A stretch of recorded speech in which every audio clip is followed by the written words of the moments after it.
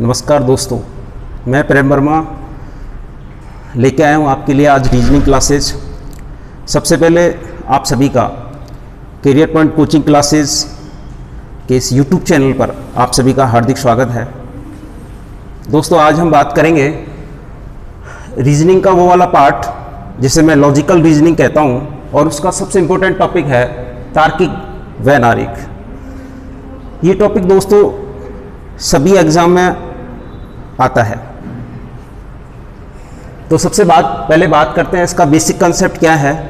आइए देखिए दोस्तों, इसमें होता क्या है कि हमें शब्दों को या व्यक्तियों के गुण और प्रॉपर्टीज को वेन आरेख में व्यक्त करना होता है।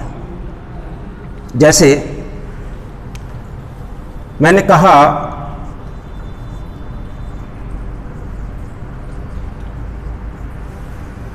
सभी ए बी हैं। यदि मुझे इन दो वेरिएबल, दो अल्फ़ाबेट को, इनके गुणों को अगर वेन आरेख में व्यक्त करना है तो किस प्रकार करेंगे। यहाँ लिखा है और कह रहा है सभी ए वी हैं। अगर इसे वेन आरेख में व्यक्त करना है तो सभी ए कहने का मतलब ये जो वेन आरेख है ये ए को व्यक्त करता है, और यहां कह रहा है सभी ए बी हैं। मीन्स ए के जो गुण हैं, ए का जो एरिया है, ए का जो क्षेत्र है वो सभी की सभी बी है। कह रहा है सभी ए बी हैं, तो मैं इसे वेन आरेख में इस तरीके से व्यक्त करूंगा कि सभी ए बी हो जाएं, और मैं इस आरेख को वी से व्यक्त करता हूं। तो ये जो वेन आरेख बना है ये व्यक्त करता है कि ए का सारा एरिया, ए के सभी गुण बी में चले जाते हैं या बी के हो जाते हैं। अगर इसे आप दूसरे पॉइंट ऑफ व्यू से कहें तो ऐसे भी कह सकते हैं कि बी का कुछ हिस्सा, बी का कुछ एरिया ए है। जैसे यहाँ बात करेंगे कि सभी ए बी है, पूरा की पूरा ए किसके अंदर है दोस्तों, बी के अंदर है। और फिर आप ऐसे सोचते हैं, ऐसा कह सकते हैं कि बी का कुछ एरिया, बी का कुछ पार्ट किसने कवर कर रखा है, ए ने कवर कर रखा है। तो यहां आप इस वेन आरेख से कह सकते हैं कि सभी ए बी हैं। तो दोस्तों, इस कंसेप्ट को लेकर मैं आपके लिए कुछ और बातें बताना चाहता हूं। यहां मैंने व्यक्त किया सभी ए बी हैं। अगर दोस्तों इस प्रकार होता कुछ ए बी हैं, यदि मुझे इन दो वेरिएबल के गुणों को, प्रॉपर्टीज को अगर वेन आरेख में व्यक्त करना है तो किस तरह व्यक्त करना होगा। देखिए यहां कह रहा है कुछ ए बी हैं।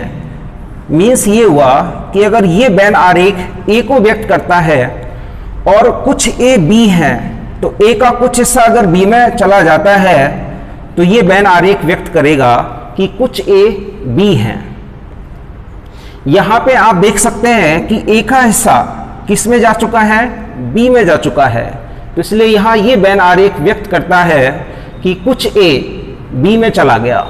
मीन्स ये हो गया कि ए के कुछ गुण बी के गुण से क्या हो गए, मैच हो गए। अब मैं यहां तीसरा आपके लिए बताने जा रहा हूं। ऐसे कह दे आपसे कोई ए बी नहीं है। यहां दो वेरिएबल कुछ नहीं के साथ आए हैं, सॉरी कोई नहीं के साथ आए हैं। तो यहां इन दोनों वेरिएबल के गुणों को अगर वेन आरेख में व्यक्त करना है दोस्तों, तो कह रहा है कोई ए। मीन्स ये हुआ कि अगर ये वेन आरेख ए को व्यक्त करता है तो कह रहा है कोई ए बी नहीं है। मीन्स ए का कुछ भी एरिया, नथिंग पार्ट, ए का कुछ भी कोई भी एरिया बी में शामिल नहीं हो सकता, क्योंकि यहां देखिए मना कर रहा है कोई ए बी नहीं है। तो इसका मतलब ये हुआ कि अगर दूसरा वेन आरेख बी इंडिकेट होगा तो अलग होगा। ए के गुण बी के गुण से यहां मैच नहीं हुए हैं। ए की प्रॉपर्टीज बी की प्रॉपर्टीज से मैच नहीं हुआ है। तो देखिए आपके पास यहां 3 वेन आरेख बनाए हैं। पहला कह रहा है सभी ए बी हैं, मीन्स पूरा की पूरा एरिया दूसरे वेन आरेख में चला गया। यहां कह रहा है कुछ ए बी हैं, मीन्स कुछ का मतलब एक वेन आरेख का दूसरे वेन आरेख में कुछ हिस्सा जा रहा है, कुछ पार्ट जा रहा है। और देखिए दोस्तों यहां कह रहा है कोई ए बी नहीं है, मीन्स ए के गुण अलग हैं और बी के गुण अलग हैं। यहां 3 वेन आरेख आपके लिए बनाए गए हैं और इनका अगर बेसिक फंडा देखें आप तो देखिए यहां पे वर्ड यूज किया सभी, और यहां वर्ड यूज किया कुछ, और यहां वर्ड यूज किया है कोई। दोस्तों ये तीनों शब्द अपने आप में बहुत मायने रखते हैं। यहां कह रहा है सभी, जब आपके लिए क्वेश्चंस में अगर सभी शब्द आ जाएं तो मीन्स ये हुआ कि उसकी सारी प्रॉपर्टीज, सारा एरिया बी में चला जाएगा। अगर आपके लिए क्वेश्चंस में कुछ शब्द आ गया तो मीन्स ये हुआ कि उसका कुछ हिस्सा, कुछ एरिया, कुछ गुण, कुछ प्रॉपर्टीज दूसरे वाले वेन आरेख में चले जाएंगे। अगर आपके लिए शब्द आ गया कोई नहीं तो मीन्स ये हुआ कि इस वाले वेन आरेख और इस वाले वेन आरेख के कोई भी गुण मैच नहीं होते हैं, कुछ भी एरिया इसमें नहीं जा सकता। तो दोस्तों आपने यहां सीखा कि सभी शब्द, कुछ और कोई नहीं, ये बहुत मायने रखते हैं। अब मैं आपके लिए यहां कुछ क्वेश्चंस लूंगा, कुछ एग्जाम्पल यहां लूंगा और आप उसमें बस ये चीज देखेंगे, ये मेजर करेंगे आप कि उसके सभी प्रॉपर्टीज, सभी गुण मैच होते हैं या उसके कुछ गुण, कुछ प्रॉपर्टीज मैच होती हैं या उसमें कोई भी गुण, कोई भी प्रॉपर्टीज मैच नहीं होता है। तो आइए एग्जाम्पल लेते हैं।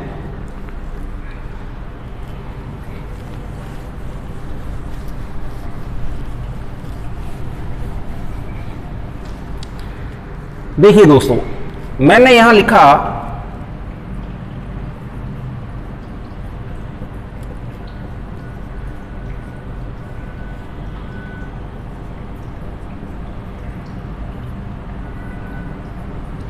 आपके पास 3 शब्द हैं, माता, पिता और पुत्र। कह रहा है तीनों शब्दों के लिए उपयुक्त वेन आरेख निश्चित कीजिए। आपको जब क्वेश्चन में, जब एग्जाम में क्वेश्चंस फ्रेम होगा तो वहां विकल्प के रूप में वेन आरेख ऑलरेडी बने हुए आएंगे, आपको सिर्फ सेलेक्ट करना है। लेकिन सेलेक्ट करने के लिए आपको ये जो कंसेप्ट है ये मालूम होना चाहिए। अब यहां आप देखेंगे कि ये वाला जो शब्द है, इस वाले शब्द के गुणों से, प्रॉपर्टी से कितना मैच होता है। क्या सभी वाला मैच होता है या कुछ वाला मैच होगा या कोई नहीं मैच होगा। मीन्स ये हुआ कि यहां सभी कंडीशन लगेगी या कुछ वाली कंडीशन लगेगी या कोई नहीं वाली कंडीशन लगेगी। देखिए माता और पिता अगर आप देखेंगे जनरली तो माता के गुण और पिता के गुण मैच नहीं होते हैं। माता की प्रॉपर्टीज, माता के गुण अलग होते हैं और पिता के गुण अलग होते हैं। तो आप यहां इन दोनों शब्दों के लिए अगर वेन आरेख बनाएंगे तो बनाएंगे माता पिता से क्या है भाई, सेपरेट है। ये आपकी माता के वेन आरेख बनाया है और ये पिता के लिए बनाया है।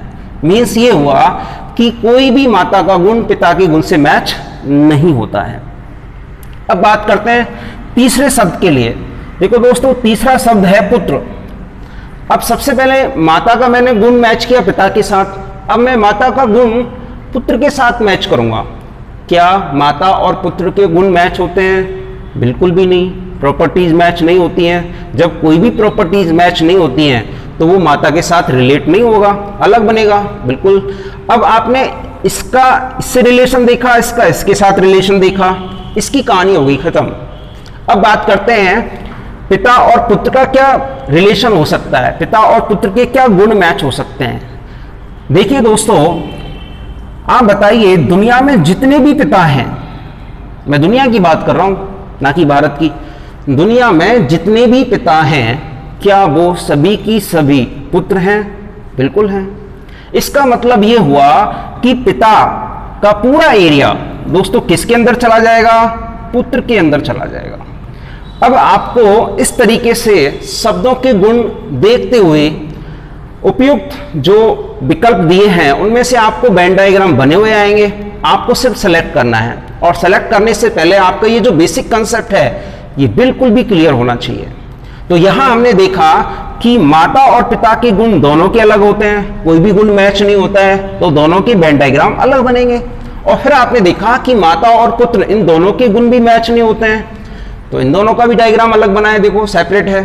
लेकिन आपने देखा कि जितने भी पिता हैं वो सबकी सब क्या होते हैं, पुत्र होते हैं। या आप इसे दूसरे एंगल से देखेंगे तो ऐसा कह सकते हैं कि दुनिया में जितने भी पुत्र हैं उनमें से कुछ क्या हैं, पिता हैं, सारे पुत्र तो पिता नहीं है। तो इसका मीन्स ये हुआ कि आपको शब्दों के गुण, शब्दों की प्रॉपर्टीज आपको अच्छे से मालूम होनी चाहिए। अब ये तो जर्नली शब्द हैं, लेकिन मैं देख पा रहा हूं क्योंकि मैं 10-11 साल से पढ़ा रहा हूं, तो यहां आपका जीके वाला पार्ट भी स्ट्रांग होना चाहिए, यहां आपका साइंस वाला पार्ट भी स्ट्रांग होना चाहिए, नहीं तो आप नहीं कर पाएंगे क्वेश्चंस को। जैसे मैं अगला क्वेश्चंस लेता हूं जो साइंस बेस्ड है, अगर आपको साइंस जनरली मालूम है तो आप क्वेश्चंस को कर पाएंगे। देखिए दोस्तों, मैंने लिया यहां स्तनधारी,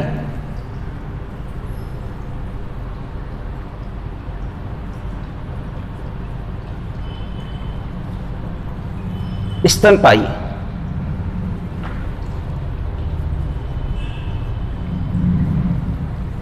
और घोड़ा, 3 शब्द हैं आपके पास, बड़े भारी भरकम शब्द हैं, स्तनधारी, स्तनपाई और घोड़ा। अब इनको आप वेन आरेख में व्यक्त करना चाहते हैं तो इसके लिए आपको इस वाले शब्द के गुण इस वाले से मैच करने हैं और इस वाले शब्द के गुण इस वाले शब्द से मैच करने हैं। अब देख पा रहे हैं आप यहां स्तनधारी, तो अगर आपको मालूम है कि साइंस में स्तनधारी शब्द का मीनिंग क्या होता है तो आप सोच सकते हैं कि इसका वेन आरेख कैसे बनेगा। और अगर आप नहीं जानते हैं तो फिर दोस्तों आपका यह क्वेश्चन गलत हो सकता है। देखिए स्तनधारी क्या होते हैं, साइंस में, विज्ञान में स्तनधारी उन जीवों को कहा जाता है जो जीव अपने जैसे जीव को जन्म देते हैं, वो स्तनधारी होते हैं। या मैं दूसरे शब्दों में कहूं कि आपने देखे हैं कि कुछ जीव अंडे देते हैं और कुछ जीव अपने जैसे जीव को जन्म देते हैं। तो जो जीव अपने जैसे जीव को जन्म देते हैं वो स्तनधारी होते हैं, और जो जीव अपने जैसे जीव को जन्म नहीं देते हैं, अंडे देते हैं, वो स्तनधारी कैटेगरी में नहीं आते हैं। अब बात है स्तनपाई। स्तनपाई वो होते हैं जो अपना विकास मां के दूध से करते हैं, स्तनपाई में आते हैं। और घोड़ा, अब घोड़े के गुण तो आप जानते ही हैं। अब बात करते हैं सबसे पहले इन दोनों शब्दों की कि ये दोनों शब्द किस कैटेगरी में आते हैं। क्या ये दोनों शब्द के गुण सभी कैटेगरी में आएंगे, या कुछ वाली कैटेगरी में आएंगे, या फिर कोई नहीं वाली कैटेगरी में आएंगे, ये हमें देखना है। अब आप देखिए कि सपोज करो ये जो वेन आरेख है ये स्तनधारी जीव को व्यक्त करता है, मतलब हमारी पृथ्वी पर बहुत सारे जीव हैं जो स्तनधारी हैं। सोचिए आप, क्या सभी स्तनधारी जीव क्या स्तनपाई हैं? सभी तो नहीं है। इसका मतलब यह हुआ कि कुछ स्तनधारी क्या हैं, स्तनपाई हैं।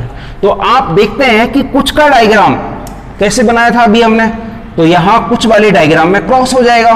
कहने का मतलब कुछ स्तनधारी किस में चले गए, स्तनपाई वेन आरेख में चले जाएंगे।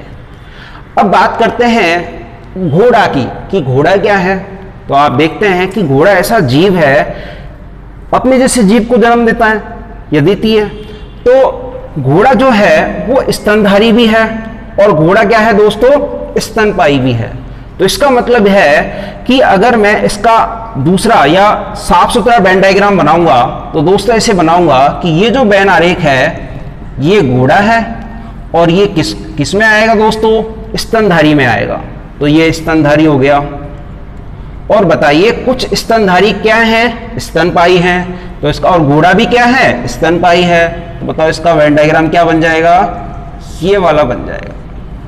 तो कहने का मतलब ये है कि आपको वेन आरे के क्वेश्चंस को अगर करना है, ठीक से करना है, तो आपको जीके वाला पार्ट भी स्ट्रांग होना चाहिए, आपका साइंस वाला पार्ट भी अच्छा होना चाहिए, आपका ज्योग्राफिकल पार्ट भी अच्छा होना चाहिए। और दोस्तों इसका 1 या 2 क्वेश्चन हर कंपटीशन में आता है, हर कंपटीशन में आएगा। जैसे मैं एक ज्योग्राफिकल क्वेश्चन लेता हूं आपके लिए, और ये एग्जाम में भी आया हुआ है।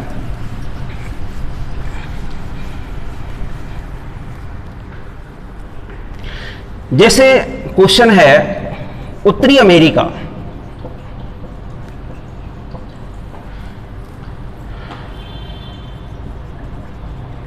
संयुक्त राज्य, और दोस्तों तीसरा शब्द है न्यूयॉर्क। ये क्वेश्चन एग्जाम में आया हुआ है। अगर आपको ज्योग्राफिकल स्टैंडर्ड मालूम है तो आप इस क्वेश्चन को बड़ा आसानी से और जल्दी कर पाएंगे। अब देखिए आप किस तरीके करेंगे। आप इस गुण को इस शब्द के गुणों को इस शब्द के गुणों से मैच करेंगे, और फिर इसका इसके साथ रिलेट देखेंगे, और इसका फिर इसके साथ देखेंगे। मैं आपको बहुत ही अच्छे तरीके से बताता हूं। सबसे पहले मैंने जो वेन आरेख बनाया है दोस्तों, ये मैंने बनाया है, ये न्यूयॉर्क है। और आप जानते हैं न्यूयॉर्क जो है वो यूएसए का मतलब संयुक्त राज्य का एक शहर का नाम है। दोस्तों ये किसके अंदर आ जाएगा? संयुक्त राज्य अमेरिका आ जाएगा। और ये जो पार्ट है संयुक्त राज्य अमेरिका, ये किसके अंदर आता है? उत्तरी अमेरिका के अंदर आता है। तो दोस्तों इसका ये वाला वेन डायग्राम बनेगा।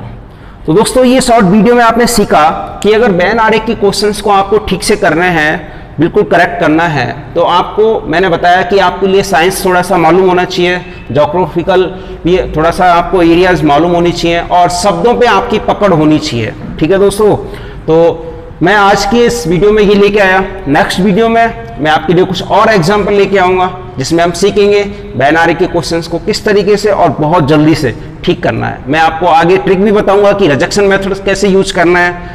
तो दोस्तों अगर ये वीडियो आपको पसंद आया तो इसे आप ज़्यादा से ज़्यादा लाइक करें और शेयर करें। तो नेक्स्ट वीडियो में मिलते हैं। धन्यवाद।